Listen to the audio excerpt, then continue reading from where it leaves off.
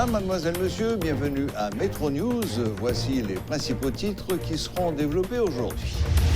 La PNH a effectué une quinzaine d'interpellations dimanche lors de l'opération menée contre le gang des 400 Marozo à la Croix des Bouquets, selon le porte-parole de l'institution, l'inspecteur Gary Desrosiers. Plus de 1000 cas de kidnapping recensés sur toute l'étendue du territoire national durant les 3 derniers mois. C'est le résultat d'une enquête menée par le collectif Défenseurs Plus. Son co-directeur demande aux autorités de prendre des mesures pour combattre ce fléau. Entre peur et souhait, pendant la période des fêtes de fin d'année, les citoyens de la capitale se disent partagés. Certains félicitent la PNH pour les dernières opérations, tandis que d'autres disent redouter le pire pour l'an prochain.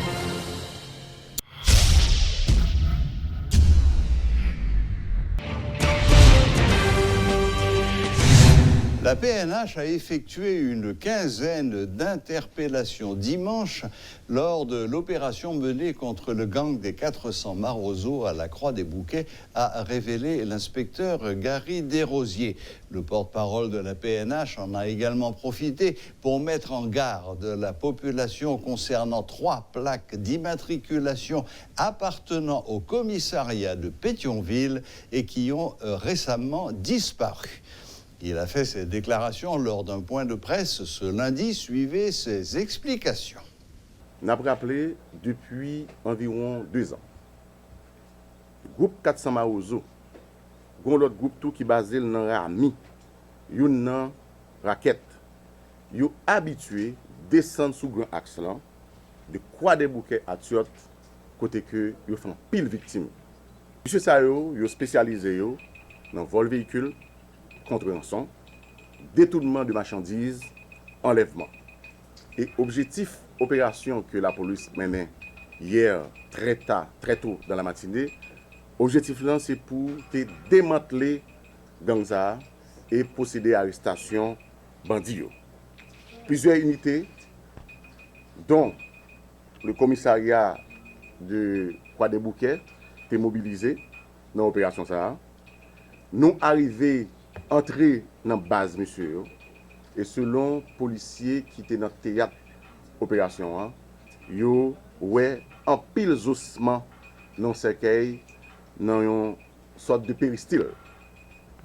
Il y a 15 arrestations qui sont faites, que nous connaissons déjà. Pour le moment, il y a screené, la police judiciaire a cuisiné pour que nous connaissions le degré d'implication chaque grain de monde dans 15 personnes qui sont interpellés. 4 véhicules que nous parlons, c'est des véhicules qui ont été volés, que nous récupérons. Nous dit, la police déterminée pour que nous soyons capables de faire face d'abord à la responsabilité de nous, à la mission nous, qui c'est garantir le public et la sécurité publique, également pour que nous démantelions tout réseau gang qui depuis des mois, des années, a des problèmes et empêcher la population paisiblement vaquer librement d'activité. Et au commandement, le commandant-chef de la police nationale a félicité tout policier qui était en opération, qui était déterminé, qui était courageux pour que ils étaient capables de faire travail. Gagné dans le réseau 400 Marozo. Il y a 3 chefs gang qui entendent. Nous connaissons déjà l'Ambossanjou. Non, c'est Joseph Wilson. Il y a Ronald, ainsi connu, et Azouken, ainsi connu. Nous avons partagé avec la population, encore une fois, photos et avis de recherche que la direction centrale de la police judiciaire mettait pour que tout le monde qui est capable, côté M. Saoui, localisé, pas hésiter, mettez la police au courant. Wilson Joseph, Lamorsanjou, infraction reprochée, assassinat, tentative d'assassinat, enlèvement, viol, vol de véhicule, détournement de camions de marchandises.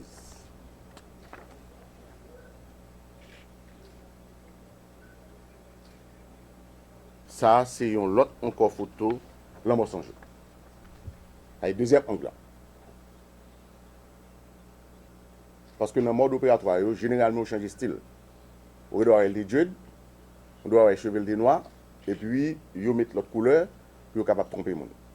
Il y a Ronald, ainsi connu.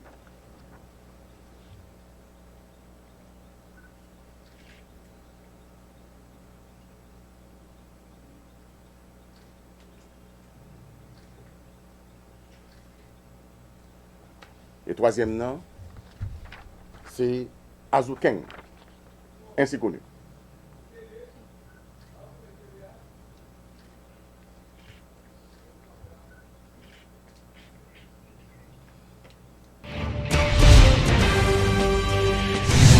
Les citoyens de la capitale sont partagés entre les récentes interventions de la police nationale dans des zones considérées comme des repères de bandits. Des étudiants interrogés ce lundi doutent que les opérations menées par la PNH contre les gangs puissent aboutir à quelque chose. Selon eux, il s'agit d'un coup de com'. Ce dont la population a réellement besoin, c'est le rétablissement de la paix publique véritable via des actions concrètes, ont-ils souligné. Et qui ouais que la conjoncture actuelle là, qui est un petit peu différent par rapport avec côté éjanté.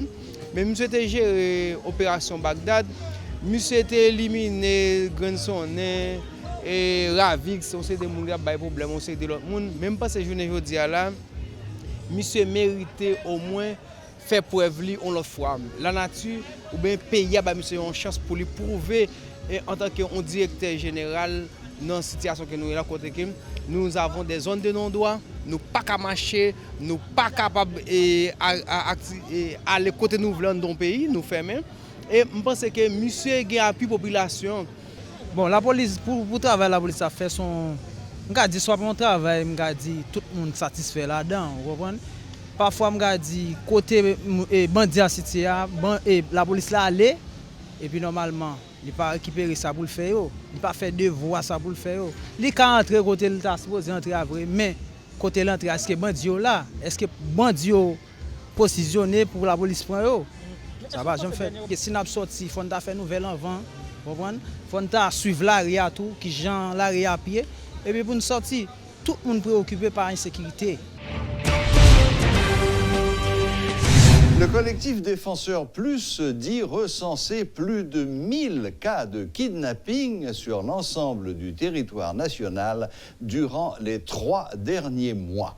Selon le co-directeur de l'organisme de défense des droits humains, Antonal Mortimé, les autorités gouvernementales doivent envoyer des signaux clairs pour rétablir un climat de sécurité propice au bon déroulement des activités sociopolitiques dans le pays. Les droits inhérents à la personne humaine sont galvaudés en Haïti et le traumatisme laissé par le phénomène de gangstérisation dans le pays est généralisé, selon Antonal Mortimé, qui faisait cette déclaration lors d'une interview accordée à Métropole.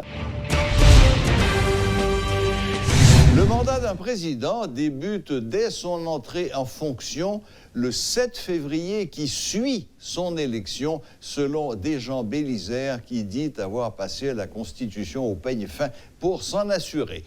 Invité à la rubrique Le Point ce lundi, il a insisté sur le fait que les politiques haïtiens doivent cesser d'interpréter les textes à leur profit. Desjans Bélisaire est le responsable du mouvement national patriotique du 28 novembre, MNP 28, suivez ses explications. Quel est aujourd'hui le constat en décembre 2020? Nous croyons qu'il faut nous arriver et dans une réflexion, côté que nous comprenons un président élu pour 5 ans, c'est pour le passer 5 ans. OK? 5 ans au pouvoir. Donc, qui fait que l'homme a gardé toute subtilité constitution, hein, et bien, moi, arrivé à la conclusion que, eh bien, le président Jovenel Moïse, eh bien, Mandali, est fait pour finir et le 7 février 2022. Parce que grand problème qui arrivait, dans la constitution, vous gagnez l'article 134.1 et 134.2. 134.1 vous dit la durée du mandat présidentiel est de 5 ans. Cette période commence et se termine le 7 février, suivant la date des élections. Alors, moi-même, on dit dans ce paragraphe, le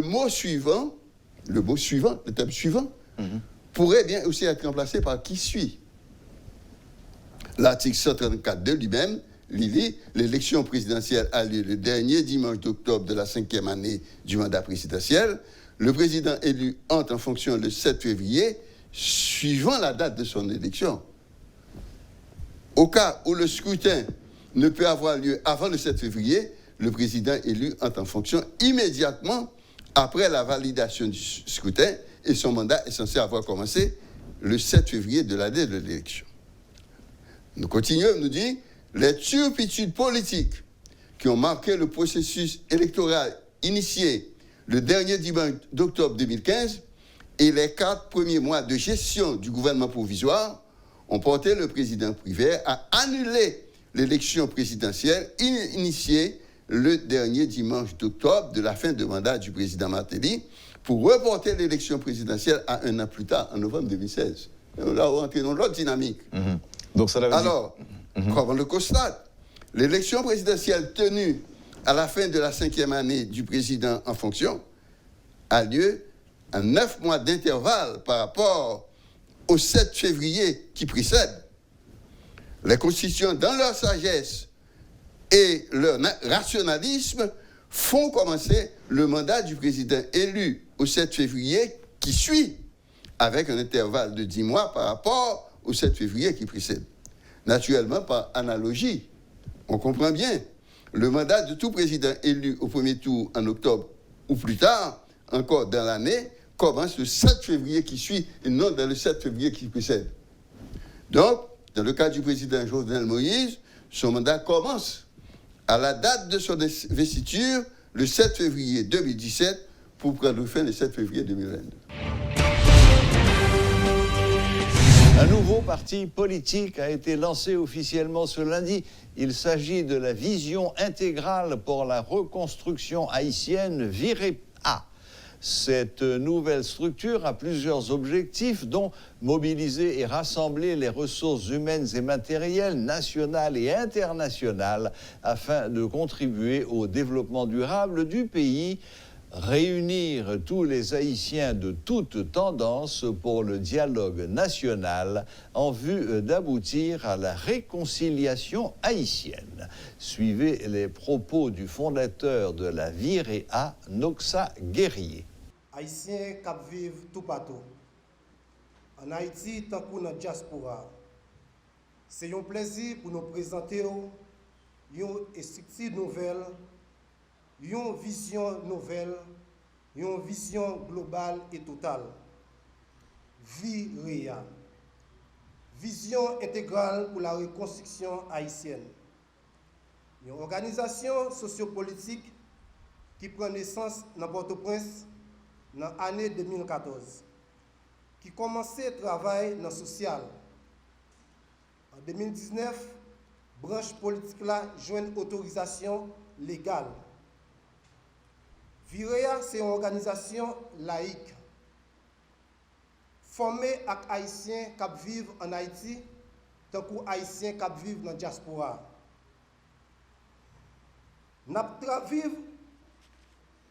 Pendant notre travail, pour nous faire révolution mentale. Pour nous arriver à faire révolution mentale, ça, VIREA a des stratégies. Formation et action. Formation. Former et réformer tout Haïtien. Avec éducation à la citoyenneté. Pour capable faire face à la responsabilité.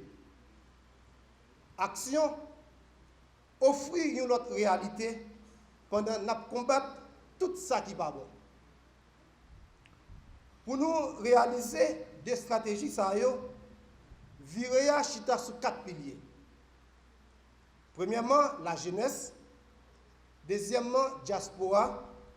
Troisièmement, femmes. Quatrièmement, paysans. Vision nous, c'est bataille pour nous gagner une nouvelle classe, garçons et femmes politiques, pour former un nouveau système sociopolitique avec un projet de société. Mission nous, c'est mobiliser et rassembler toutes les ressources humaines et matérielles, nationales ou internationales, pour contribuer dans le développement durable dans le pays. Changer conditions de vie tout haïtien.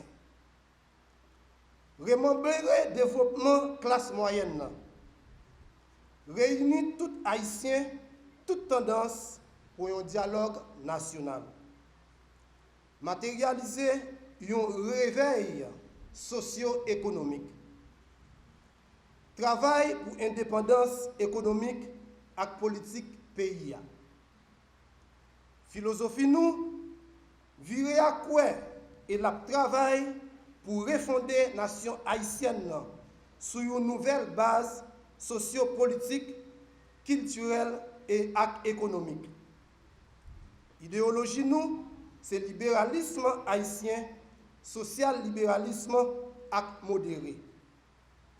Couleur viréa, c'est rouge, blanche, bleu. Devise nous, c'est un nouveau haïtien pour une nouvelle Haïti. À l'approche de 2021, les citoyens de la capitale disent plutôt exprimer leurs préoccupations au lieu des vœux traditionnels présentés aux proches à cause de l'insécurité. Interrogés par Métropole, étudiants, commerçants et socio-professionnels de différentes catégories sociales estiment que c'est une tradition qui ne peut se briser alors que d'autres membres de la population choisissent seulement d'être des observateurs. Parallèlement, il y en a qui affirment redouter le pire pour l'an prochain compte tenu des troubles sociopolitiques survenus au cours des années précédentes.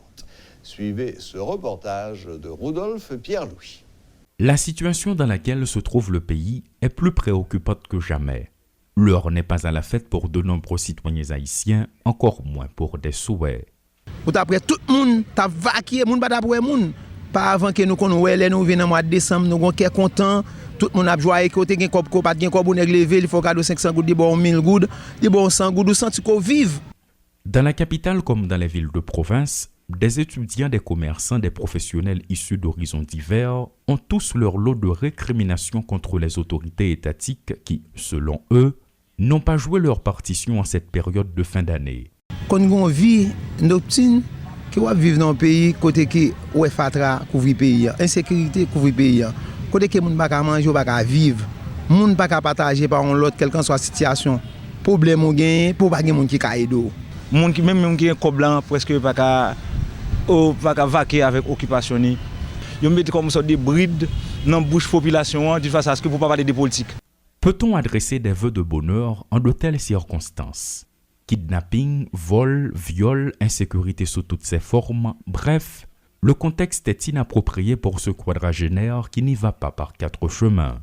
Pas que souhaiter bonne année, pas gain vie. On aller un moment nous en difficulté comme si pas gain vie dans le pays m'pa croire que bonne année malgré prier malgré un pile émergency que nous fait dans vie pas gain bonne année ça. Ce n'est pas l'envie qui manque de la vie de ce professeur de lettres, mais les nouvelles ne sont pas réjouissantes. Le pays a déjà connu des périodes difficiles par le passé, rappelle-t-il, mais cette fois, c'en est trop. Quel souhait faire à quelqu'un pour 2021 quand on sait que le torchon risque une nouvelle fois brûler entre l'opposition et le pouvoir en place? Plus son tradition, nous disons bonne année, nous disons bonne année, nous disons santé, mais son tradition. Mais pour jeune et mauvaise gouvernance, pas permettre nous dire ça. Pour moi-même, dans le contexte socio-économique difficile, ça, pas aucune possibilité pour nous souhaiter une bonne année. Là où certains ne voient que crainte et stress, d'autres luttent pour rester positifs.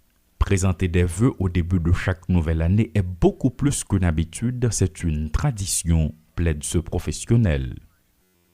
Avec ses parents, ses amis, ses proches et ses collègues, ce citoyen avisé n'entend pas transiger sur les vœux.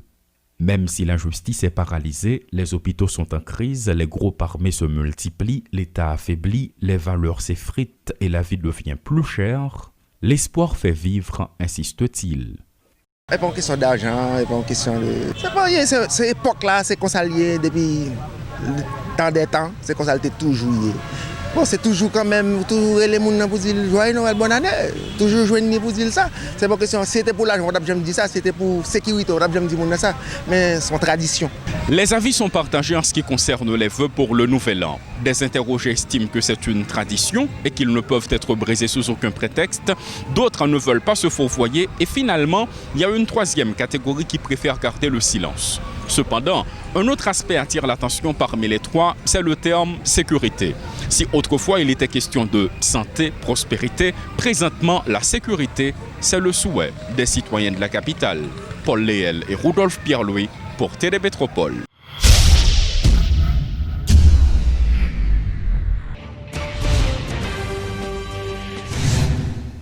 Notre invité de ce jour, par visioconférence, est maître Jean-Wilner Morin, juge et président de l'ANAMA, l'une des associations de magistrats d'Haïti.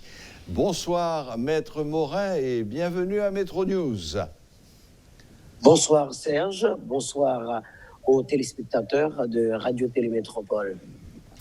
Maître Morin, est-ce qu'on peut commencer en disant que la justice haïtienne est malade? Malade de ses grèves, malade de beaucoup de choses. En effet, c'est un constat assez triste de ce que, il y a plus d'un an, certaines personnes disent, et c'est un constat, que la justice ne fonctionne plus. La justice est quasi inexistante parce que les tribunaux ne fonctionnent pas, certaines cours ne fonctionnent pas non plus. Par exemple, la cour d'appel et de Port-au-Prince, c'est une cour qui est responsable, je dirais, de 4 juridictions, la juridiction de Port-au-Prince, la juridiction de Petit-Goâve, la juridiction de Jacmel et la juridiction de la Croix-des-Bouquets.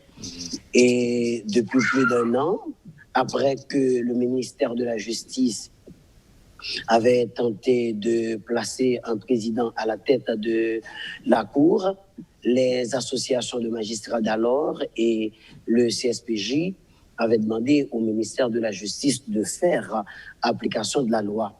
Malheureusement, depuis lors, la Cour est paralysée. On a un nouveau commissaire du gouvernement près de la Cour d'appel de Port-au-Prince, mais ce commissaire du gouvernement, et jusqu'à présent, après avoir prêté serment, n'organise pas d'audience pour entendre les affaires. C'est une situation vraiment difficile et on se le demande, est-ce que avec une cour aussi importante paralysée dans le pays, est-ce qu'on peut dire que la justice fonctionne? Ensuite, nous pouvons considérer également le fait que cette année, nous avions connu beaucoup de crises dans le pays, crise politique, vous le savez, il y a eu le pays LOC, et qui était vraiment très malheureux pour la justice parce que nombre de détenus sont restés en prison et n'arrivent pas à se présenter devant leur juge naturel pour connaître leur sort. Ensuite, il y a eu cette crise sanitaire, mais jusqu'à aujourd'hui encore, on en parle. Mais la crise sanitaire a provoqué le dysfonctionnement du tribunal, mais des tribunaux pendant près de 4 mois. Et après quoi, nous sommes passés par le problème au niveau du bicentenaire pour parler du tribunal de première instance de Port-au-Prince, où il y a eu Cité de Dieu, Cité l'Éternel, etc., où la police ne pouvait pas entrer dans ces zones. Donc, le tribunal aussi ne pouvait pas fonctionner. On peut dire que c'est une année perdue et aujourd'hui encore, avec la situation d'insécurité et la grève des parquetiers, on peut dire que la justice est totalement inexistante dans le pays. Justement, c'est plutôt cet aspect que j'aimerais que nous voyions ensemble, parce que tout le reste, la population le sait. Ils en ont subi les effets au même titre que tout le monde, avocats et juges y compris. Mais l'intérieur de la justice même, on a connu toute une succession de grèves, grève des greffiers, grève des commissaires, grève des parquetiers, grève des juges, enfin bon. Et c'était quand même là la raison première de l'impossibilité de fonctionner de la justice. À partir du moment où il n'y a pas de greffier, une séance ne peut pas se tenir, les avocats ne peuvent pas plaider, les justiciables ne peuvent pas obtenir justice et, comme vous venez de le signaler, les détentions préventives sont de plus en plus prolongées. On ne peut pas dire que c'est la raison. Toutes ces grèves étaient accompagnées d'une série de revendications. Ces revendications portaient, autant que je me rappelle, essentiellement sur les augmentations de salaire, l'amélioration des conditions de travail et également la rénovation ou la restauration de beaucoup de locaux qui étaient complètement délabrés. Est-ce que ces revendications commencent à trouver une certaine réponse de la part des autorités concernées? On ne peut pas dire que c'est la raison première, c'est l'une des raisons. Je suis d'accord avec vous que les grèves ont aussi paralysé le fonctionnement des tribunaux, mais ce n'est pas la raison première. Quand il y a grève, c'est qu'il y a insatisfaction. Et s'il y a insatisfaction, il y a une équipe à qui les revendications sont adressées. Les revendications sont adressées premièrement au CSPJ pour les juges et au ministère de la Justice pour les greffiers et les parquetiers. Nos autres juges, au niveau de diverses associations, on n'est pas revenu à une entente avec le CSPJ et le CSPJ commence à adresser certaines de nos revendications. Et d'ici là, nous avons pu reprendre le travail et nous sommes encore aujourd'hui disponibles pour travailler. N'oubliez pas, M. Serge, la loi de 2007 donne au CSPJ d'administrer les tribunaux et d'avoir le contrôle des juges. Mais cette loi aussi donne au ministère de la Justice le contrôle des parquetiers, l'administration des parquets et des greffiers. Nous sommes parvenus, comme je vous le disais tout tantôt, à une entente avec le CSPJ.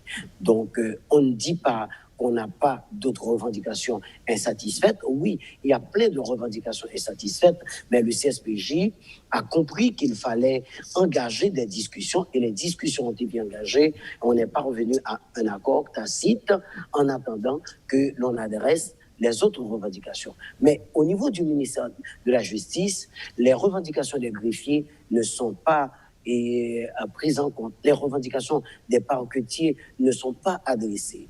Il n'y a même pas de dialogue. Il n'y a même pas de pourparlers entre le ministre de la Justice, ou du moins le ministère de la Justice, et les greffiers et les parquetiers. C'est ce qui cause aujourd'hui la paralysie. C'est ce qui est à la base de la paralysie des tribunaux et de la justice en général. Donc, nous autres, au niveau de l'Association nationale des magistrats haïtiens, nous exhortons en cette fin d'année le ministère de la Justice d'engager des discussions avec les parquetiers. Parce que, écoutez-moi, les revendications sont justes.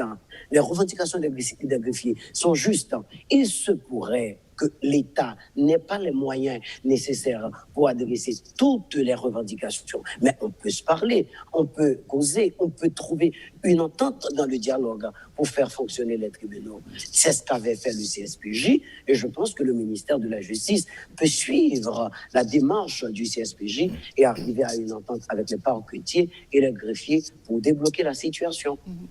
Maître Morin, vous venez de faire référence là au CSPJ d'une part et au ministère de la Justice d'autre part. Ça signifie que l'ensemble du personnel de justice en Haïti dépend de deux têtes différentes. Est-ce que ça fait partie des réformes structurelles que vous comptez introduire, peut-être dans la nouvelle Constitution? Pourquoi faut-il qu'il y ait deux têtes? Est-ce que ce ne En serait tout pas cas, moi, plus simple que et les juges assis et les juges debout n'aient qu'une seule référence? En tout cas, moi, je n'ai pas parlé de constitution, mais je vous donne ce crédit. C'est bien que vous puissiez nous rappeler qu'aujourd'hui, avoir deux administrations et de la justice, c'est un problème. Parce que s'il s'agissait d'une seule et unique administration, quand il y avait eu grève au mois d'août dernier, avant même la rentrée judiciaire en octobre, et que le CSPJ avait pris la décision de discuter avec les associations, donc on aurait une seule résolution de la situation et on ne se trouverait pas aujourd'hui dans une situation encore de paralysie. Et c'est pourquoi nous souhaiterions qu'on revoie la loi de 2007 qui, disons, porte en création sur le Conseil supérieur du pouvoir judiciaire et voir dans quelle mesure il peut y avoir une harmonisation entre le ministère de la Justice et le Conseil supérieur du pouvoir judiciaire pour que nous puissions avoir une justice qui fonctionne. Parce qu'aujourd'hui, avec les deux administrations, l'administration du CSPJ avec les juges, les magistrats assis d'un côté, et l'administration du ministère de la Justice avec les magistrats debout et les greffiers de l'autre côté, ça cause problème. Et je crois que si l'on arrive aussi à revoir disons, le statut des parquetiers pour que le parquetier ait un mandat, un moyen de faire carrière dans la justice, alors encore, nous allons nous trouver dans une situation où on peut compter sur la justice de ce pays. Mais aujourd'hui, c'est impossible de compter sur quelque chose qui n'existe pas. Alors, essayons de faire une rapide projection dans l'avenir. Il est évident que les choses ne peuvent pas continuer dans l'état.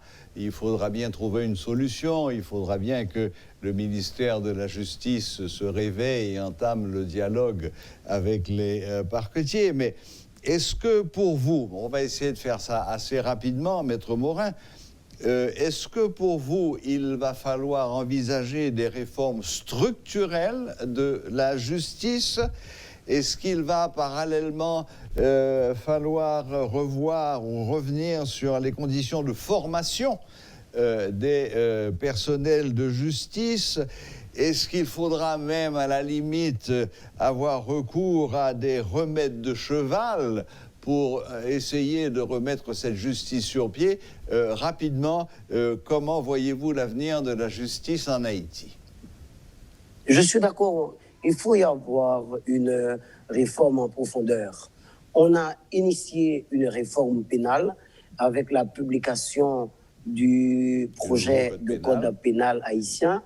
Bon, c'est une publication qui a fait beaucoup de tollé dans la presse et aussi au niveau de la société. Oui, il y a certaines choses à revoir dans ce code et il faut revoir. Mais il faut dire qu'à la base, une réforme est indispensable, bien que la façon dont elle est initiée n'est pas totalement conforme. Mais il est évident qu'il faut passer par une réforme pénale en Haïti et une réforme de la justice en profondeur.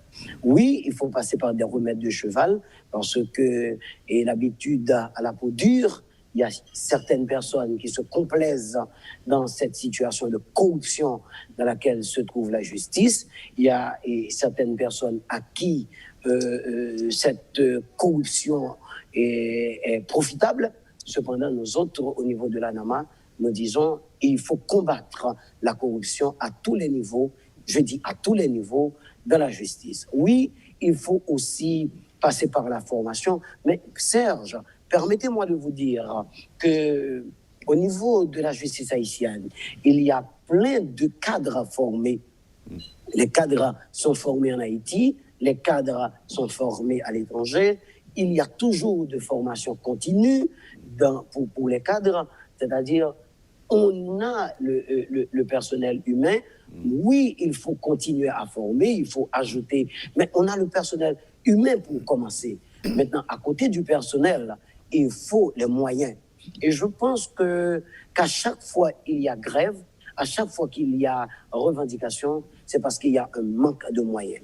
Permettez, Serge, vous le savez mieux que moi parce que vous êtes dans la presse et vous suivez la situation. Vous savez qu'à chaque année fiscale, il y a toujours des levées de boucliers pour dire, écoutez, on ne met pas assez dans l'assiette de la justice.